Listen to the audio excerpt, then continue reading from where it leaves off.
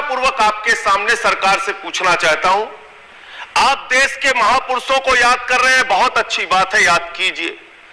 अहिंसा के पुजारी राष्ट्रपिता महात्मा गांधी को धर्म संसद बुलाकर उत्तराखंड में अपमानित किया जाता है मान्यवर, मध्य प्रदेश में अपमानित किया जाता है मान्यवर, छत्तीसगढ़ में अपमानित किया जाता है मान्यवर। मैं कहना चाहता हूं, अगर ये सरकार गोडसे की विचारधारा पर चल रही है तो मुझे कुछ नहीं कहना, लेकिन अगर गांधी के प्रति जरा भी सम्मान है तो उन लोगों के खिलाफ मुकदमे दर्ज करके उनको जेल के सीखचों के पीछे डालना चाहिए। दुनिया में महात्मा गांधी एक बहुत बड़े महान महात्मा थे। क्या इस 75 साल में हमारी जिम्मेवारी नहीं थी क्या कि पूरी दुनिया महात्मा गांधी को जाने? कोई नहीं जानता, माफ करना मुझे। पहली बार जब गांधी फिल्म बनी तब दुनिया में क्यूरियोसिटी हुई, अच्छा ये क्या कौन है? हमने नहीं किया जी। पहले सवाल आपका किसानों से जुड़ा है, लेकिन मैं फिर एक बार याद करवाना चाहता हूं, ये मोदी जी की सरकार में भारत सरकार ने किसानों के साथ साथ मछुआरों और पशुपालकों को भी किसान क्रेडिट कार्ड पर 3 लाख रुपए की ऋण की सुविधा उपलब्ध करवाई है। ये भारत सरकार में मोदी जी के नेतृत्व में किया है और 7% पर मिलता है, लेकिन समय पर देकर 3% इंटरेस्ट सबवेंशन मिलती है और 4% ही रह जाता है। अब आपने इसमें आगे पूछा कि कितने लोगों ने इसका लाभ लिया। ये हर किसान के लिए उपलब्ध है जो जिसके पास किसान क्रेडिट कार्ड है और पीएम किसान से जुड़ा हुआ है, इसको उसका लाभ मिलता है। इसका पूरा आंकड़ा भी आपको दे देंगे कितने करोड़ किसानों ने इसका लाभ उठाया है। आज इसकी जरूरत इसलिए पड़ी क्योंकि मई 2020 में जो बैंकों को 2% इंटरेस्ट की सहायता भारत सरकार करती थी वो उस समय बंद कर दी थी क्योंकि ब्याज दरें कम आ गई थी, तो बैंक अपने बलबूते पर भी 7% इंटरेस्ट रेट पर किसानों को कर्जा दे सकता था। क्योंकि हाल ही के पिछले 2 महीनों में आरबीआई ने रेपो रेट बढ़ाया 3 बार, 40 पॉइंट, 50 पॉइंट, 50 पॉइंट, उसके कारण ये जरूरत महसूस हुई कि बैंकों को इसका नुकसान ना हो, तो भारत सरकार 34,856 करोड़ रुपए की मदद अपनी ओर से करेगी ताकि किसानों को ज्यादा ब्याज ना देना पड़े और किसानों को लोन देने वाले बैंक उनको भी कोई नुकसान ना हो। इसके लिए 34,856 करोड़ रुपए का हम लाभ दे रहे हैं। अब तक कुल मिलाकर 3.13 करोड़ किसान क्रेडिट कार्ड जारी किए गए हैं और इसका टारगेट था हमारा 2 करोड़ 50 लाख। जो इसमें से इनको पैसा मिला है वो भी मैं आपको बता ही देता हूं।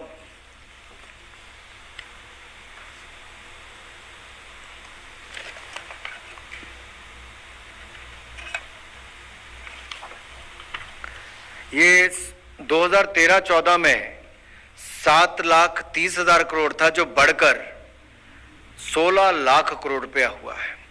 तो आप कल्पना कीजिए, जहां मछुआरे और पशुपालक जोड़े उसका लाभ भी मिला और किसानों को बाकी लाभ भी मिला है। और 2.5 करोड़ किसानों का हमने टारगेट रखा था, 3 करोड़ 36 लाख किसानों को इसका लाभ मिला।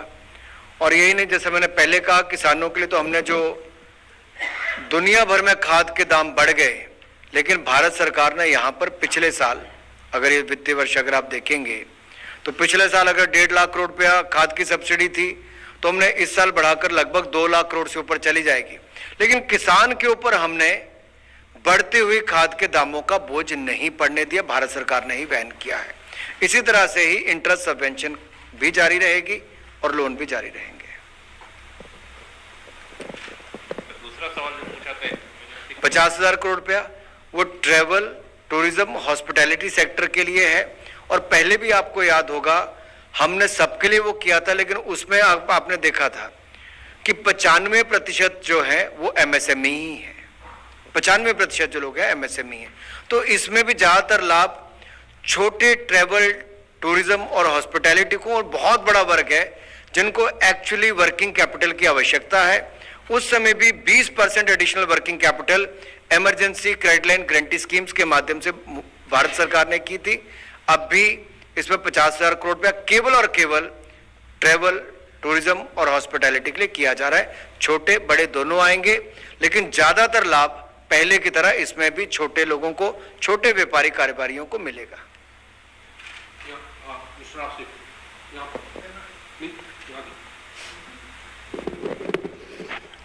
मंत्री जी, मेरा सवाल है कि जो पेटेंट लॉ लाए हैं जो निया, तो इसमें क्या चेंजिंग किया है जिससे फर्क पड़ रहा है? ये बहुत अच्छा सवाल पूछा आपने। एक्चुअली मैं उसको थोड़ा और आसान तरीके से बता दूं। ट्रेडिशनल नॉलेज डिजिटल लाइब्रेरी 2001 में अटल बिहारी वाजपेयी जी की सरकार में बनी। जो हमारी परंपरागत विरासत हमारे पास है, नॉलेज है मेडिसिनल क्षेत्र में, इसके 4,23,000 के लगभग फॉर्मुलेशन और प्रैक्टिसेस को हमने डॉक्यूमेंट करके डिजिटल लाइब्रेरी में रखा। इसका एक्सेस किसको मिलता था? इसका एक्सेस मिलता था इंटरनेशनल पेटेंट ऑफिसेस को। जब कोई पेटेंट के लिए दायर करता था वो चेक करते थे कि ये है कि नहीं है। अब हमने इसको खोल दिया है भारत के रिसर्चर्स को, स्टूडेंट्स को, वैज्ञानिकों को, बाकी सबको, जो भारत के लोग हैं उनको सबसे पहले इसका एक्सेस मिलेगा। इसका लाभ क्या होगा? मान लीजिए आप कोई शोध करना चाहते हैं, आपको जानकारी नहीं होगी कि इस क्षेत्र में पहले शोध हुआ है कि नहीं हुआ। अगर हुआ है तो आप उसका पेटेंट जब अप्लाई करने जाएंगे और वो ट्रेडिशनल डिजिटल नॉलेज लाइब्रेरी में जाके देखेंगे तो किसी के नाम पे वो खड़ा होगा, तो आपका समय और आपके संसाधन उसमें बर्बाद होते हैं, व्यर्थ जाते हैं।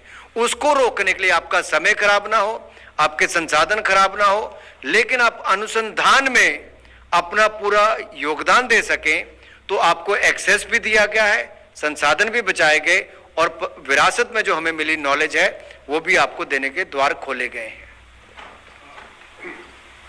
45 I hope I made it clear.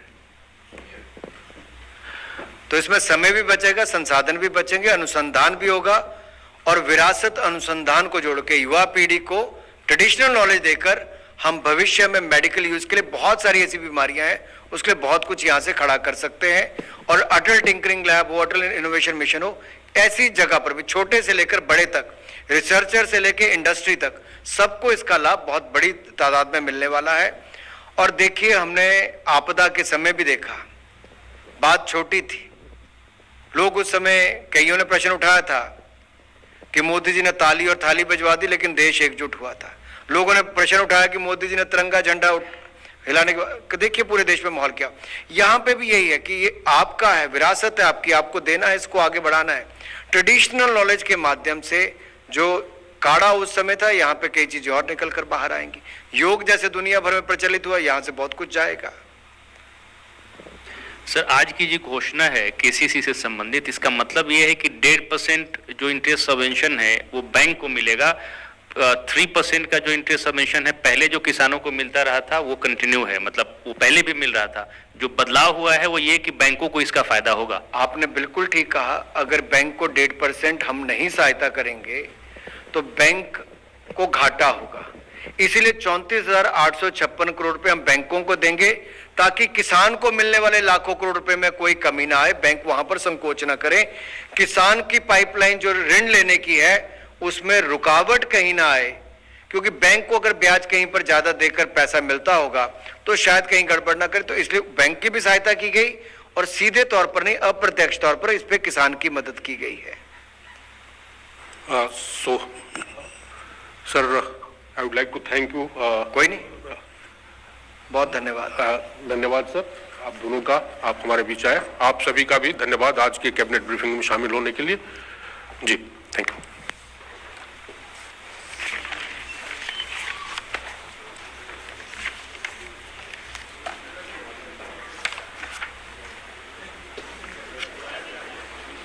The Union Cabinet met today under the able leadership of Prime Minister Narendra Modi ji, and they have decided to provide 1.5% subvention or the interest subsidy to the banks. If you are aware that the short-term agriculture loan up to rupees 3 lakh rupees is being made available by the scheduled commercial banks, regional rural banks, PACs, and the other small financial banks.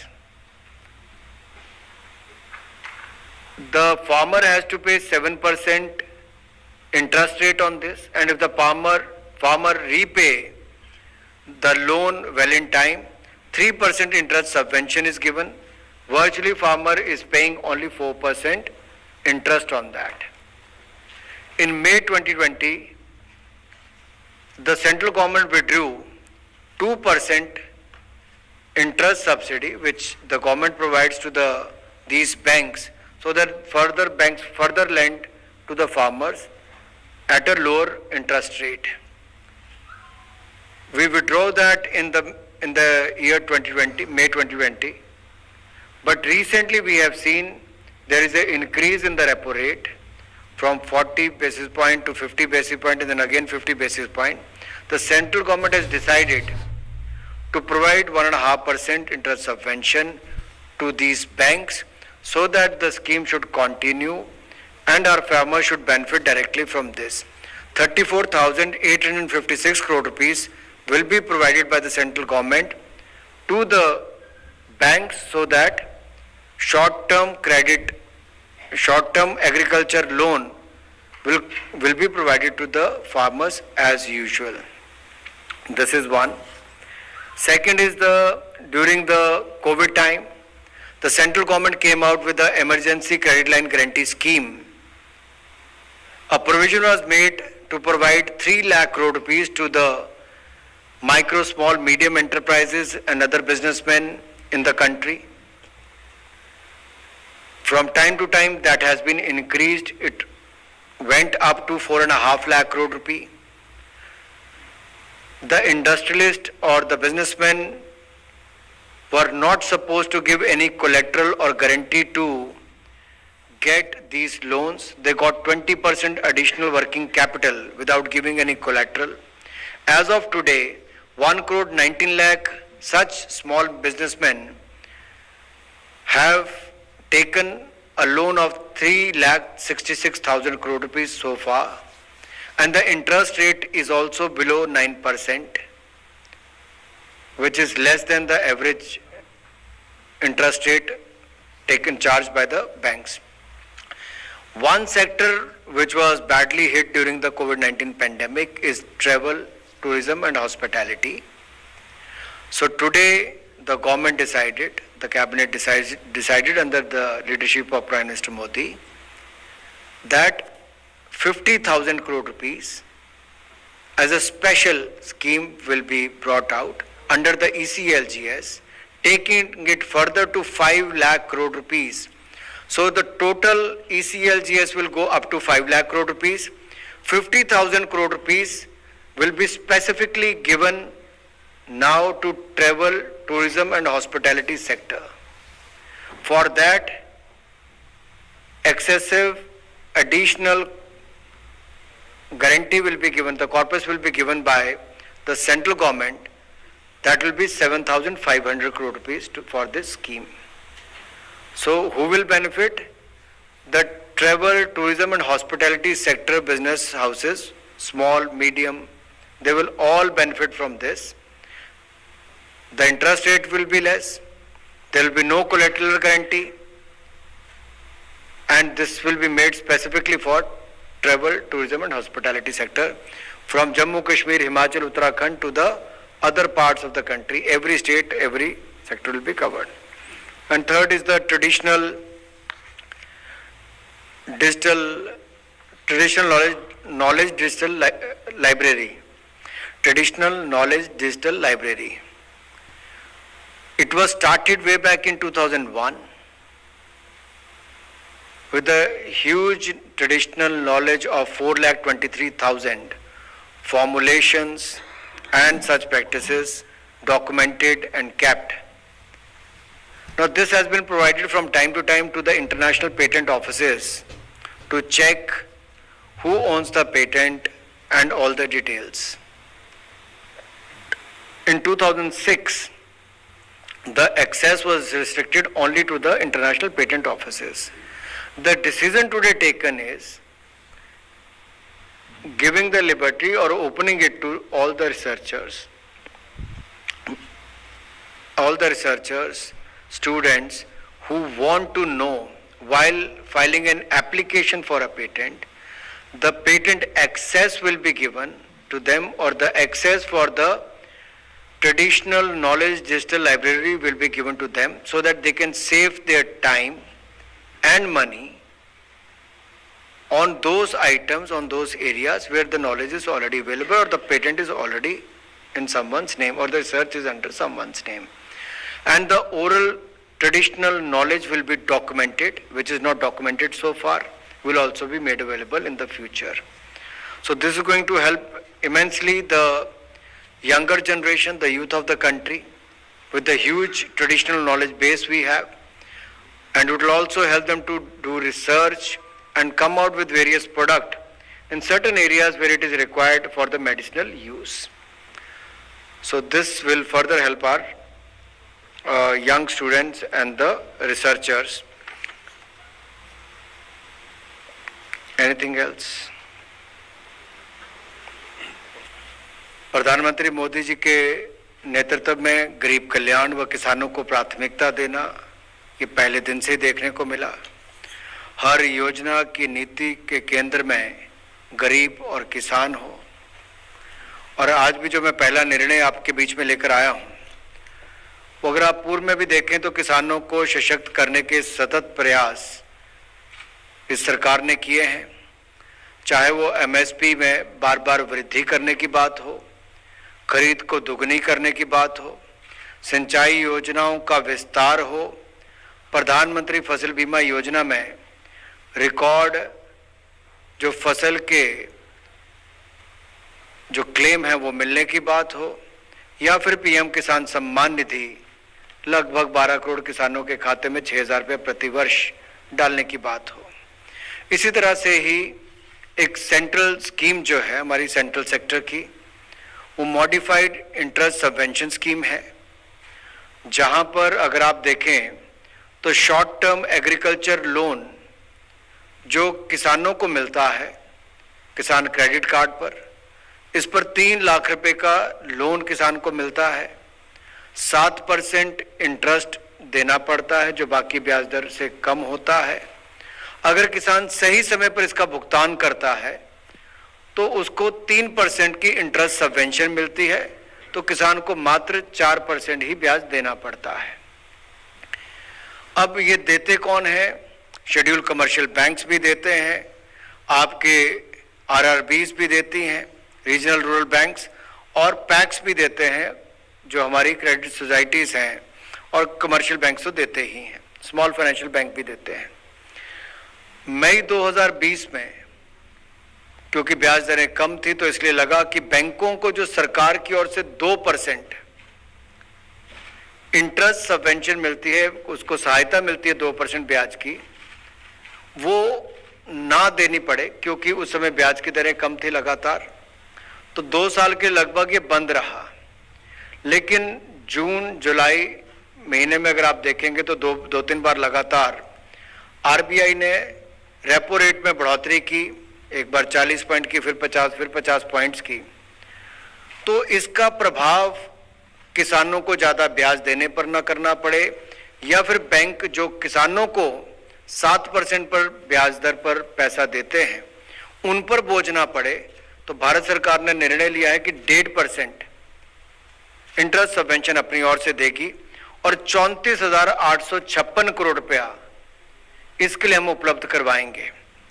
तो सन 2022-23 जो वित्तीय वर्ष हमारा 2022-23 से हमारे 24-25 तक इसको उपलब्ध करवाया जाएगा, और किसानों को पहले की तरह ही किसान क्रेडिट कार्ड पर 3 लाख रुपए का लोन मिलेगा, 7% ब्याज पर ही मिलेगा, 3% की सबवेंशन किसानों को मिलेगी जो टाइम पर पेमेंट करते हैं, और बैंकों पर इसका दुष्प्रभाव न पड़े उसके लिए 1.5% इंटरेस्ट की सहायता हम लोग अपनी तरफ से करने जा रहे हैं। यही नहीं, इसके अलावा भी अगर आप पहले भी देखें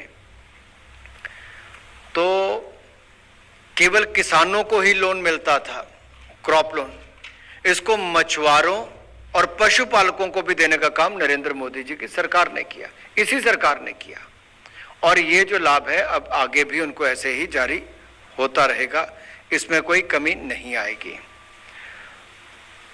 जो दूसरा निर्णय है, कोविड के समय सबसे बड़ी जिम्मेदारी थी कि कोई भूखा न रहे, तो जहां एक और 80 करोड़ गरीबों को 28 महीने तक 5 किलो अनाज देने का काम हर महीने मोदी सरकार ने किया। तो भारत सरकार ने ये प्रयास, इसके साथ साथ जो प्रधानमंत्री आत्मनिर्भर पैकेज था उसमें अपना पेट भरने के लिए, काम करने के लिए, चाहे छोटे उद्योग हों जो बाकियों को रोजगार भी देते हैं या बड़े हों, उनके लिए emergency credit line guarantee scheme लेकर आए। शुरुआत इसकी 3 लाख करोड़ से की थी, जिसमें एडिशनल वर्किंग कैपिटल सूक्ष्म लघु उद्योग को मिलता है और उनको कोई जमीन, घर, जायदाद गिरवी नहीं रखनी पड़ी। और इससे पहले हमने उनको मॉरेटोरियम पीरियड भी दिया, आपको याद होगा कि ताकि उनको ब्याज ना देना पड़े, किस्त वापस ना करनी पड़े, तो 6 महीने का मॉरेटोरियम पीरियड भी दिया था। इसके अलावा इनकम टैक्स रिफंड जो कभी 1 साल 1.5 साल बाद आता था, उसको 1 महीने के अंदर करने की शुरुआत की। टीडीएस में कटौती उस समय की थी। लेकिन जब मैं ईसीएलजीएस की बात करता हूं तो 3 लाख करोड़ से शुरू किया था, बढ़ते बढ़ते इसको 4.5 लाख करोड़ तक हम ले गए। इसको बाकी कुछ सेक्टर्स में हमने उस समय जोड़ दिया था। आपका ट्रेवल, टूरिज्म, ये सेक्टर को बड़ा लेट जोड़ा, लेकिन उससे पहले health care, civil aviation, hospitality, इन सेक्टर्स को जोड़ा गया और बढ़ते बढ़ते 4.5 लाख करोड़ तक हम इसको ले गए। आज के समय भी देखा जाए तो 1 करोड़ 19 लाख 1 करोड़ 19 लाख कारोबारियों को इसका लाभ मिला है। 3 लाख 66 हजार करोड़ रुपए के इनको अब तक ऋण दिए जा चुके हैं, जो कि बगैर किसी कोलेट्रल के, बगैर किसी गारंटी के, ना कोई घर, जमीन, जायदाद गिरवी रखनी पड़ी। लेकिन आज भी अगर आप देखें तो सबसे बड़ा प्रभाव किसी सेक्टर के ऊपर दिखता है तो ट्रेवल, टूरिज्म, हॉस्पिटैलिटी पर दिखता है। और भारत सरकार ने मोदी जी के नेतृत्व में निर्णय लिया है कि 50,000 करोड़ रुपए हम इसमें और वृद्धि करेंगे। ईसीएलजीएस स्कीम को हम 4.5 लाख करोड़ से बढ़ाकर 5 लाख करोड़ कर देंगे और ये 50,000 crore specific travel, tourism, hospitality sector के लिए रहेगा, जो एक बड़ा रोजगार देने का सेक्टर है। चाहे जम्मू कश्मीर, हिमाचल प्रदेश, उत्तराखंड हो या दक्षिण में केरल हो, पश्चिम में हमारे गुजरात से लेकर नॉर्थ ईस्ट तक हो, बहुत सारे राज्यों में करोड़ों लोगों को कुल मिलाकर रोजगार के अवसर ट्रेवल, टूरिज्म, हॉस्पिटैलिटी से मिलते हैं। तो 50,000 करोड़ रुपया केवल और केवल ईसीएलजीएस में इन सेक्टर्स के लिए रखा जाएगा। और इसके लिए जो एडिशनल हमें अपनी ओर से गारंटी कवर देना पड़ेगा, वो exclusive additional guarantee cover Bharat सरकार देगी लगभग 7,500 करोड़ रुपए का, ताकि 50,000 करोड़ रुपया ट्रेवल, ट्रांसपोर्ट सेक्टर को मिल पाए। अब तीसरा जो मैं विषय लेने जा रहा हूं वो ट्रेडिशनल नॉलेज डिजिटल लाइब्रेरी का है। ये ministry of science and technology से जुड़ा हुआ है। समय समय पर भारतवर्ष के परंपरागत और प्रचलित नॉलेज पर आधारित पेटेंट्स प्राप्त किए जाने के प्रयास किए जाते हैं। और आपको याद होगा अटल जी की सरकार ने उस समय 2001 में इन पेटेंट्स प्राप्त करने के प्रयासों को रोकथाम के लिए 2001 में ट्रेडिशनल नॉलेज डिजिटल लाइब्रेरी की स्थापना की गई थी। और इस लाइब्रेरी में इंडियन सिस्टम्स ऑफ मेडिसिन से संबंधित लगभग 4,24,000 फॉर्मुलेशन एवं प्रैक्टिसेस को संकलित किया गया था। लेकिन इसकी जो एक्सेस था वो उस समय जो 2006 के समय जो सरकार थी उसने इंटरनेशनल पेटेंट ऑफिसेस को तो सुनिश्चित किया कि नई इन्वेंशंस के लिए इन पेटेंट्स पर निर्णय लेने से पहले उनको एक्सेस दिया जा सकता है। और ये इन्वेंशन पूर्ण रूप से नया या नहीं है, इससे पहले इन्वेंशन के बारे में जानकारी प्राप्त करने के लिए उनको एक्सेस ही दिया जाता है। लेकिन कहीं ना कहीं जो भारत भर में हमारे युवा पीढ़ी है उनको अपनी इस विरासत का, जिस विरासत की बात प्रधानमंत्री जी बार बार करते हैं कि युवा पीढ़ी को अपनी विरासत से जोड़ना भी है, अनुसंधान से भी जोड़ना है और विरासत और अनुसंधान को जोड़कर भारत के लिए इस ट्रेडिशनल मेडिसिन के क्षेत्र में भी कुछ नया प्राप्त किया जा सके और ये जो हमारी ओरल ट्रेडिशनल नॉलेज है उसकी डॉक्यूमेंटेशन भी की जा सके। तो इसके लिए आज ये निर्णय लिया गया है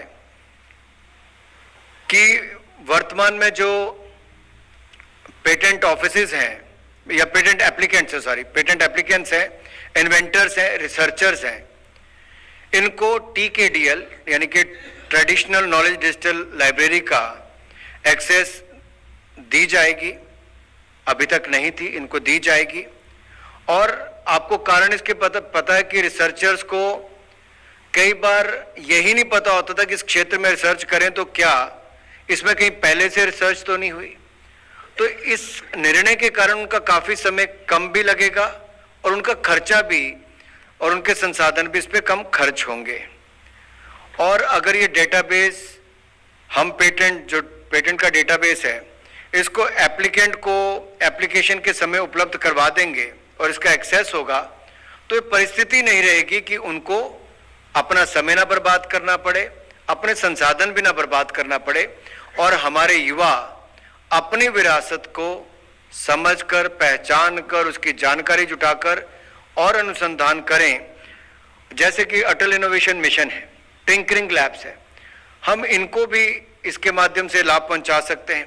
ये एक इंटीग्रेटेड अप्रोच है जिसके माध्यम से हम जो हमें विरासत में मिला उसको आज की युवा पीढ़ी के माध्यम से, अनुसंधान के माध्यम से आने वाली पीढ़ियों को भी बहुत कुछ दे सकते हैं। So national intellectual property rights policy 2016 के अंतर्गत ये अपेक्षित है कि TKDL का विस्तार हो, R&D इंस्टीट्यूशंस को यानी कि रिसर्च एंड डेवलपमेंट इंस्टीट्यूशंस को इसका एक्सेस दिया जा सके और ओरल ट्रेडिशनल नॉलेज की डॉक्यूमेंटेशन की जाए और किसी भी पेटेंट के लिए एप्लीकेशन के समय अनिवार्य सर्च डॉक्यूमेंटेशन में TKDL को भी शामिल किया जाए। सो आज ये निर्णय लिया गया है कि TKDL का एक्सेस सभी यूजर्स को उपलब्ध करवाया जाएगा, लेकिन सबसे पहले भारत के रहने वाले जो हमारे भारतीय यूजर्स हैं उनको करवाया जाएगा और बाद में भविष्य में इसको इंटरनेशनल यूजर्स को भी एक्सेस उपलब्ध करवाया जाएगा। तो बेसिकली अभी तक जो patent offices, international patent offices है, उनको उपलब्ध करवाया जाता था, लेकिन अब से इसको जो हमारे रिसर्चर्स हैं उनको एप्लीकेशन के समय भी इसका एक्सेस दिया जाएगा ताकि उनको लाभ मिल सके। इसके लिए यूजर्स एग्रीमेंट भी किया जाएगा क्योंकि यह भी बहुत आवश्यक है और यूजर्स को एक्सेस दिए जाने के लिए कतिपय सेफगार्ड्स भी सुनिश्चित किए जाएंगे। पेटेंट ऑफिसेज को मिलने वाला निशुल्क एक्सेस जारी रहेगा क्योंकि उनको जानकारी जाननी ही होती है, परंतु यूजर्स को इसका एक्सेस पेड सब्सक्रिप्शन के आधार पर ही दिया जाएगा। सामान्यतः ओरल, फोक, ट्राइबल, इंडिजिनियस नॉलेज जैसी गोपनीय जानकारी की एक्सेस प्रदान नहीं की जाएगी और संबंधित जो कम्युनिटी है या व्यक्ति की पूर्व सहमति के बाद ही ये मौखिक पारंपरिक ज्ञान जो ट्रेडिशनल ओरल नॉलेज हमारी है वो हम देने का काम भी करेंगे, उसका एक्सेस भी प्रदान किया जा सकता है। लेकिन इसके एक्सेस के लिए जो मान लीजिए उसके बाद जो आर्थिक लाभ होगा वो फिर उस कम्युनिटी के साथ भी शेयर करना पड़ेगा, ये भी इसमें सुनिश्चित किया गया। ये एक्सेस IT प्लेटफॉर्म के माध्यम से उपलब्ध कराई जाएगी और एक्सेस के दुरुपयोग को रोकने के लिए जैसे टेक्नोलॉजी में फायरवॉल्स बनाई जाती हैं, सेफगार्ड्स किया जाता है, सिक्योरिटी सेफगार्ड्स, ताकि इसकी मॉनिटरिंग हो सके, डाउनलोड रिस्ट्रिक्शंस हो सकें, ये सब करने हम जा रहे हैं। इससे हमारे स्टूडेंट्स और रिसर्चर्स को TKDL के एक्सेस की सुविधा होगी, व्यापार और रिसर्च एंड डेवलपमेंट को बढ़ावा मिलेगा। इससे स्पेसिफिक डिसीजेज जो हैं उनके लिए नई ड्रग्स डेवलप करने में बढ़ावा मिलेगा। मॉडर्न साइंटिफिक एडवांसेस का प्रयोग करते हुए एंशिएंट नो हाउ को भारत की सोसाइटल और स्ट्रेटेजिक जरूरतों को पूरा किया जा सकेगा। तो विरासत से भविष्य की ओर भी हम बढ़ेंगे, हमारी युवा पीढ़ी को अनुसंधान में भी इससे लाभ ज्यादा मिल पाएंगे। ये जो इंटीग्रेटेड अप्रोचेस को हम आगे जारी रखेंगे और ये जो हमारा परंपरागत खजाना है ये हमने युवा पीढ़ी को उपलब्ध कराने का निर्णय लिया है ताकि उनको जोड़ें भी और उनके अनुसंधान के माध्यम से भविष्य की पीढ़ियों को भी लाभ दे सके, वर्तमान पीढ़ी को भी लाभ दे सके। Thank you sir. धन्यवाद।